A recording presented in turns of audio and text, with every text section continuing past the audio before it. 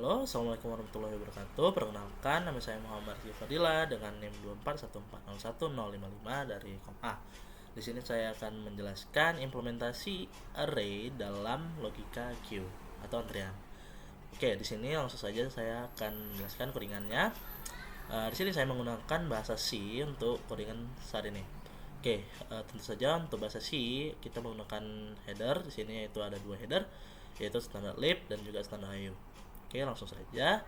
Di sini saya langsung mendefinisikan variabel max sebagai 6 dengan nilai 6. Lalu saya mendefinisikan juga di sini ada value ada variabel q sebagai array of integer dengan size of array-nya itu ada 6 atau di sini saya sebut max-nya. Kemudian di sini saya juga mendefinisikan dua variabel lainnya yaitu front dan rear, dan keduanya ini memiliki nilai awal -1. Oke, langsung kita lanjut ke fungsi yang pertama. Di sini saya menggunakan 3 fungsi, dan fungsi pertama itu adalah enqueue. Fungsi enqueue ini untuk apa? Fungsi enqueue ini untuk memasukkan nilai ke dalam queue atau antrian.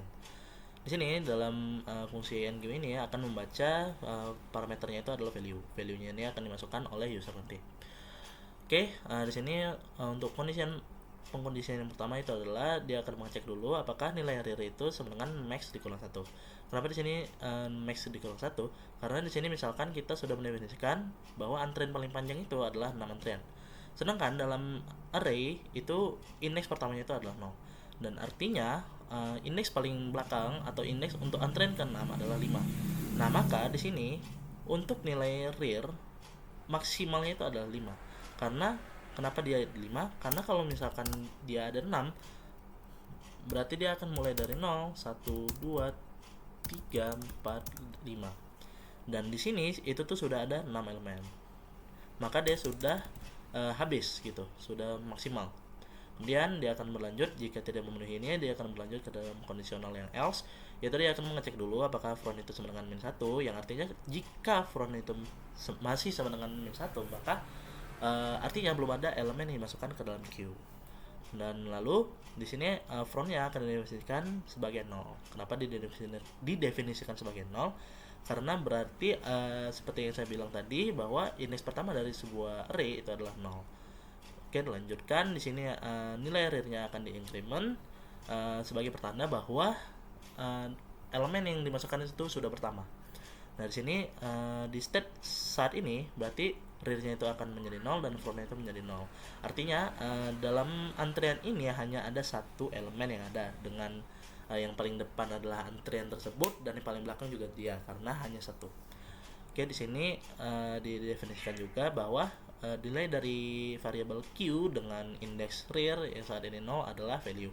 Value ini yang akan dimasukkan oleh user tadi. Kemudian di sini dinyatakan bahwa nilai dari value itu telah dimasukkan ke dalam queue. Oke, lanjut ke fungsi kedua yaitu dequeue. Dequeue ini sendiri untuk mengeluarkan elemen dari antrian atau queue. Di sini dalam fungsi dequeue akan dilakukan pengecekan, yaitu apakah front itu sama dengan -1 atau nilai front itu lebih dari rear. Kenapa? Pertama, front itu apakah dia min dari sama dengan -1 itu perlu dicek, karena jika front itu masih sama dengan -1, maka artinya belum ada satupun data yang dimasukkan ke dalam queue. Karena di sini jika sudah ada data, maka dia front akan sama dengan 0. Dan di sini ada pengecekan kedua, yaitu apakah front itu lebih dari rear. Karena jika kita sudah melakukan pemasukan data, misalkan sampai 3 data, dan kita sudah mendequeue dia sampai habis, maka frontnya itu akan menjadi 4, yang mengakibatkan nanti nilai dari front ini akan lebih besar dari rear, yang mengindikasikan bahwa queue itu sudah kosong. Maka di sini akan dinyatakan bahwa queue sudah kosong. Lalu dia akan lanjut ke kondisional yang kedua, yaitu else. Di sini akan dinyatakan bahwa nilai dari yang queue yang paling depan itu sudah keluar dari queue. Kemudian di sini frontnya akan diincrement 1 nilai. Oke, kemudian lanjut ke fungsi yang terakhir, yaitu fungsi display. Di sini untuk menampilkan dengan kondisional seperti tadi, untuk mengindikasikan apakah queue tersebut sudah kosong atau belum.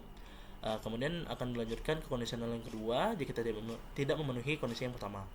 Di sini akan di print isi dari queue adalah Dengan perulangan, sini saya menggunakan for dengan variabel i integer dengan yang sama dengan itu nilai dari front. Nah, di sini akan diulangi sampai i-nya itu kurang dari sama dengan nilai rear. Di sini akan dilakukan print nilai dari Q dengan indeks i tersebut. Oke, di sini akan saya lanjutkan ke main program. Di sini saya menggunakan clear screen agar memperapih. Kemudian di sini saya menggunakan saya melakukan NQ sebanyak 5 kali, kemudian di display NQ lagi untuk nilai yang ke-6, kemudian di display lagi, dan di sini saya menggunakan melakukan DQ di sini sampai 7 kali, tapi di sini kita coba sampai 1 kali dulu. Kemudian saya run.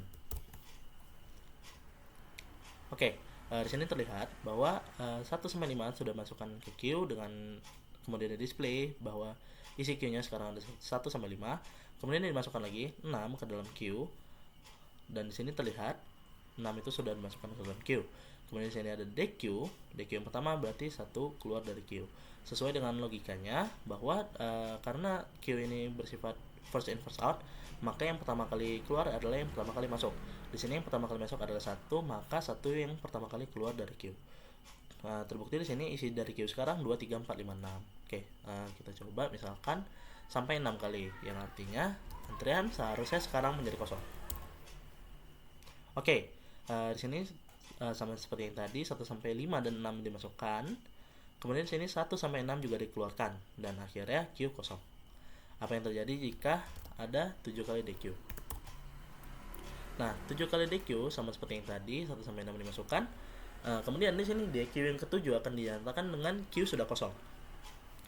Q kosong ini itu tuh datang dari fungsi DQ yang ketujuh ini, karena dia sudah memasuki fungsi kondisional yang seperti ini. Jadi dia akan dinyatakan dengan Q kosong.